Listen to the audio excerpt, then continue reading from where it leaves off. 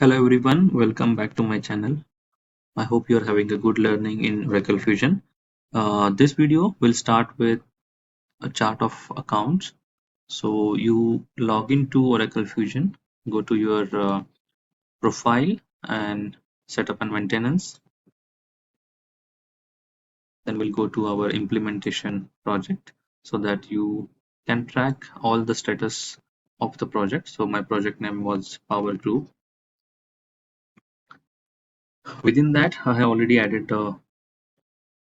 different offerings within financials into the define common application configuration for financials. You can see here define enterprise structure for financials, right? Within this,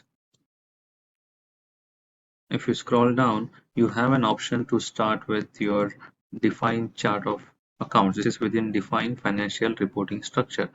Within define chart of accounts, you would see multiple options to complete your COA setup. So manage chart of account value set. Optionally, you can also select this particular option as first option. But yes, as a best practice, you would definitely be working with your business team to decide on the structure of your chart of account. How many segments you want to see, how many segments should be there in terms of your code combination, which segments will have which type of qualifier, how many future segments you are going to use. So once you have that structure defined and finalized, you will come to this particular place. I will know which all values I'll have to use or have it into that segment so that those can be utilized while generating a code combination. So detailed thinking has to go in before coming to this section. You have to be very careful while defining your account chart of account structure because that is a one-time setup. You have to be very careful about this. Coming to value sets, yes, you can always add and new values into your value set, but you should definitely have your initial set of values defined into this value sets. Later, definitely, if you feel that a new account has to be an natural account has to be added, you can always come here and add it. All right. So I will show you the chart of account value sets that I already defined. So in my structure, we'll have 5 different segments. For every segment, there will be some or other value set that has been defined, and we will attach that value set to your segment. So I'm searching with the name, the initial that I had given Power Group. So you can see I have 5 different segments already defined, and for each segment, I have a separate value set. So Power Group accounts, this is one value set. The validation type is independent. I will have the character values into this, and this will be, within the accounting flex field of general ledger. So if I click on edit, you will see what it goes inside defining a new value set. If you had already worked onto Artwell, you would find it very similar in terms of the values, I mean to say the columns or fields that are supposed to be configured.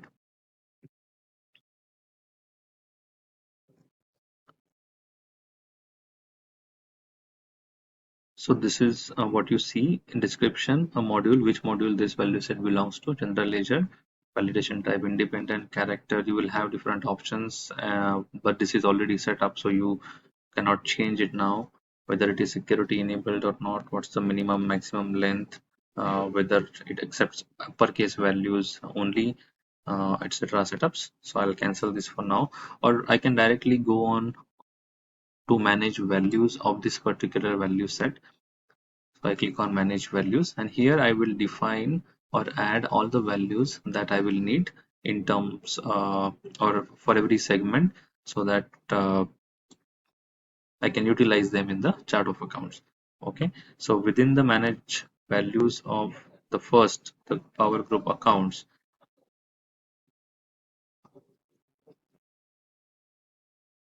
so this is taking a little bit of time because this is the demo instance and it is slower in performance. I had searched for all the values without any criteria, so it pulled up all the details. So you can see the value description, whether it is enabled, when the start and end date, whether it is the summary account, whether do you allow a posting, do you allow a budgeting on this particular chart of, sorry, the natural account, what's the account type, whether it's an asset account, it's a liability, expense, revenue, equity account. This is These are the values you would have seen this before in Artwell, but if you're new to the Oracle itself, these all setups are very much mandatory. As you can see a star mark over here. So you define all your natural accounts at this place. You can definitely add a new values if you feel that I have an expense account which is for airfare. Tomorrow I may have to add a separate account for another expenditure of a first class air travel. I may add that as a separate cost as well, which I might be using for my executives, not for all the other employees. So depending on your business requirement, you can add another natural account and utilize that. Okay, so this is the same way you will add the values to your other segments, other value sets related to the other chart of account segments. Okay, so this was for the account. So I have five different segments. Like I mentioned, you decide based on your business requirement how many segments you would need, and what will be the naming of them, what will be the qualifier. So let's move to the setting up the new, or setting up the structure. So this was the value set for the structure. So you will see these names into when we go to the segment definition, where you will link these value sets to your segments. Okay, I'm going back to the setup and maintenance part. Now within chart of account structure, so manage chart of account structure, if I click on go, it will open up a screen where I can define a new segments, and because I already have it defined, I will directly search it out for you, and you will be able to see how many segments and how they are defined, what all fields or values goes into defining a segment or a structure of chart of account structure in altogether. So I will search what is defined already in the module general ledger. I'm searching for my structure that is already defined. I click on manage structures.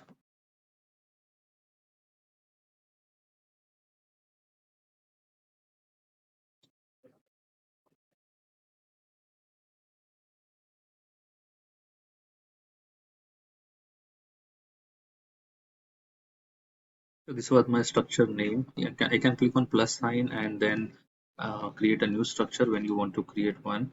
So once you click on plus, it will actually let you create a different segment. So I have five segments as I mentioned earlier. So I'll show you by editing this what all goes into defining a segment. So you can define segment structure code, structure name, then the API name. So this name, it picks up automatically.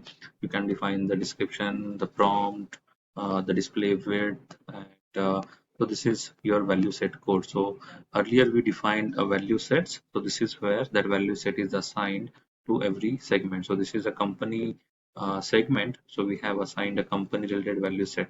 Now for my company segment, this will be my balancing segment. So these are the qualifiers or the labels as it is called in Fusion.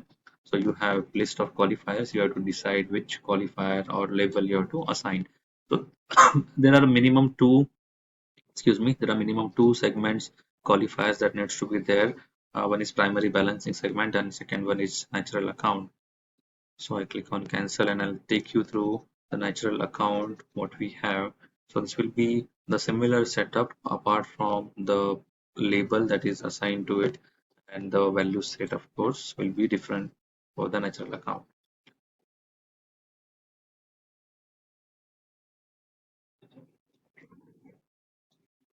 Okay, so this has opened and it is the segment qualifier, or the label is natural account segment, and my value set is for the one that I defined for the accounts. So this way you define all your account segments, and once you finalize, I mean the confirm with the definition or are done with the definition, you have to save and close, and you have to create a instance of your flexible structure. So that instance can be later modified. You don't have to come to the structure because the structure will be same, and that instance can be utilized as well, reutilized as well. So you have to create a new structure. So it will be a copy of your structure. It will be called as a key flex field instance. The structure instance, in fact. So manage structure instances. If you click on this, you will see the same structure what we have defined, and I can search with that code again. So my structure, and within that structure, how many instances I have, I can create more than one instance. So this is the one instance that I created over here. All right. Once your structure is defined, your instance is created. The very important task is to click on the deploy flex field, which will deploy this particular structure by submitting a request in the background. As you see, this the deployment status of this particular structure is already deployed. It has a tick mark. There was no error. Now, this is what you have to do in terms of defining your or managing your chart of account structure. Okay, now as you can see here, we have completed the structure, the value sets. We have already added the values. So these were the three mandatory setups that we have done. We have already completed one, two, three, four sets, in fact. So within every setup, there were different options. So we kind of concluded it within each of the tasks. So this is how you define your chart of account. I hope you have understood how to define a chart of account and you make a practice, and this will give you the confidence how it is designed and how you cannot change it later. So you have to be very sure of what your structure will be. Now we have to define the calendars. So under define calendar section, which is under define financial reporting structure, you will find manage accounting calendars. You can define your accounting calendar based on your business requirements. You decide when what will be your start month, what will be your the what's the year. So depending on the country where your business is operating, you will decide whether your calendar is Jan to December, or for example in India it is April to March. So that way you can do that. So this calendar, whether it is only for budgetary control, what's the format that you want to use, then you decide which of the period is going to be your adjustment period. You can keep on adding the years as well. When you are done with 1 year's first year of calendar, you can do that. So in this case, being a US company, we have defined as Jan to December calendar, and we have defined only one adjusting period, which is the last day of the year. You can have it every quarter, every half yearly. It is dependent on your business requirement. But yes, this is how a calendar can be defined, and a periods will be available for you to utilize in every module or the offerings. Coming to the currency,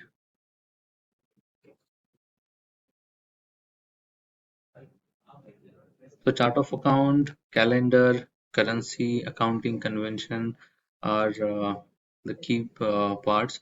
So these all currencies are available by default.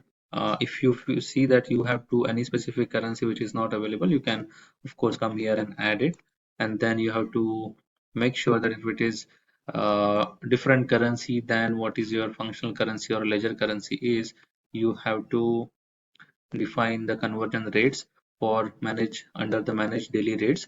For that, you can define what are your conversion rate types. So it could be a manual or a corporate or a user enter, something like that. You can give the names as you want. But yes, the rates will be the rate types will be available here, and you can search for the daily rates that are available, the historic rates, and you can come to this particular screen, manage daily rates, and you can look for the rates. And here you can see the option create in spreadsheet. So because generally the rates are loaded, you may have a different integration with a third party system or a website which is providing a currency rate. So for example, if I may name it, xe.com is one of the company who maintains the rate, and some companies would prefer to bring in the rates from that particular their particular database at every day, maybe at the end of the sorry at the start of the day. So that is doable through the integrations in Fusion. Apart from that, you have an option to create it in a spreadsheet and then upload it. So this is the place where you define your calendar and then the currencies and conversion rates. Once all this data is ready, you come here and define your primary ledger. So here we kind of assign the legal entity as well with our ledger in the next step. So in this particular ledger, as you see, I have named Power Group Primary Ledger. What I have assigned is my chart of account. Now you should observe here, this is not of the chart of account structure name, but this is the name of chart of account structures instance, the instance that we had created. So that's what I was saying in my previous videos. So you may want to some update or a new instance can be created. So that is what it can be utilized at this place. Then of course you assign your accounting calendar here, the currency that you have defined for your ledger can be defined here, mentioned here. This is again the setup for your primary ledger. So this is where you assign the different fields that sorry the different values that you have created, and then you are assigning the legal entity to your ledger. So your power group legal entity gets assigned to this. So assign legal entity to the ledger is this is what it is telling. Specify ledger options. So there are multiple ledger options available over here. So again, how you want to drive your business is what you have to decide. That's a deciding factor. So whether I will be using the standard accrual method or do we have any different method along with encumbrances, you'll have to decide that. What will be my journal language? This is the mandatory retained earnings account. So you, based on your values in your uh, chart of account segments, value sets is what you will utilize here, and to define your retained earning account. Optionally, you can define the adjustment account as well. In terms of journal processing, these are all optional values. As you can see, there is nothing mandatory. If you want to enable suspense accounting, then what will be your suspense account? What will be your rounding account for uh, then what will be your balancing account, what's the threshold, depending upon whether you have to do the intercompany, you have to enable the intercompany accounting as well. If I click on this, yeah, it is telling me a message, it is showing me a message, you have enabled intercompany accounting. So accordingly the rules must be set up. So I don't want to do this at this moment. I'm just saying no to intercompany account. And the sequencing part, whether you want a sequence or no sequencing. I've selected no sequencing, otherwise you can have your document sequence to the module wise also. So these are the general ledger options that you have to set up. I have set up the basic or the mandatory values or the mandatory fields. Then assign balancing segment values to legal entities. You can assign which balancing segment you want. So the company is the balancing segment, the very first segment that I have assigned over here. If any managed reporting currencies are there, any separate currencies that you want to use for reporting purpose, you can do that. And based on that, you will define the secondary ledger also. In this case, I have not defined any secondary ledger. After all this is done, this is review and submit accounting configuration. So if you click on this,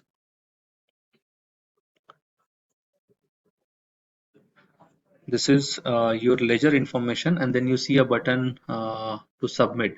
So this will actually submit a program, and it will submit your accounting configuration for validation, and it will validate the data what you have set up till now. Okay, that is what it does. Now you can open the first period. So this is the data access set.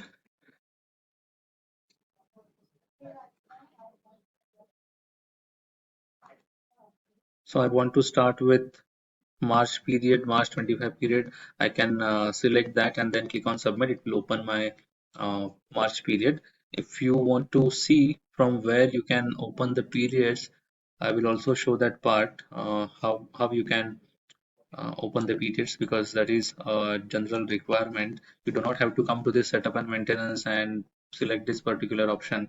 Instead, what you can do is, so this there is a different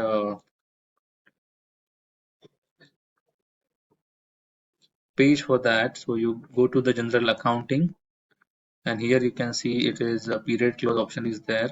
So if you click on that, you get to select your data access set, which belongs to your primary ledger. So I select that particular my specific ledger option, and then at the top you can see your data access set is coming up. So now whatever values you see here, they're all belonging to your primary ledger set. Even the same thing is appearing here. Now it is telling me general ledger, it is open, receivables is open, projects is open, payables is open. If I want to open any further period, then I simply go in there, and March 25 is my latest open period. It's not, it's a future enterable period. So what I do is I click on open period, and then it submits a request in the background, as you must be seeing here. So once it is completed, it will open the new period. So this is another place to open the periods, and of course you can open a target period also. Then what that will do is it will open all the periods till that. So if I want to open a June period now itself, then it will open all the periods till June along with the June period. So as you can see, now the request is completed in the background. March is now in the open status, and April is a future enterable status. So this is where you come in. So this period is for general ledger. Similar way, you can do it for payables, receivable, projects module also. I'll close this out. I'll go back to setup and maintenance.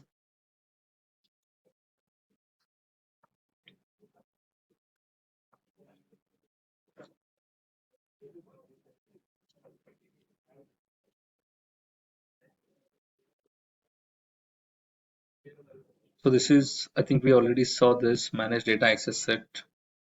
So the data access set can be created from here.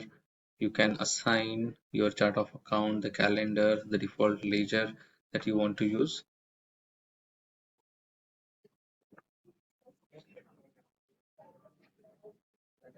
Okay, so these are all optional setups. Depending on your requirements, you can do all this.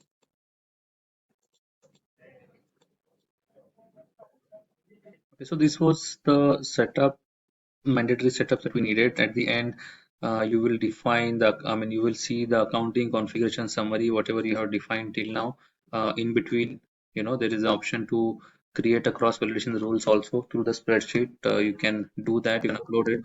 If there is a primary to secondary ledger mapping that you have to do, but because I do not have any secondary ledger, I'm not having any mapping. So that's it for now. We'll see in the next videos. We'll target onto business unit creation, and then the further setups that are required as part of financials. I hope you're liking my videos, and if you have any questions, do post them in the comments. I'll be happy to assist onto that and share my views. If you want to see any particular video, do let me know. Thank you.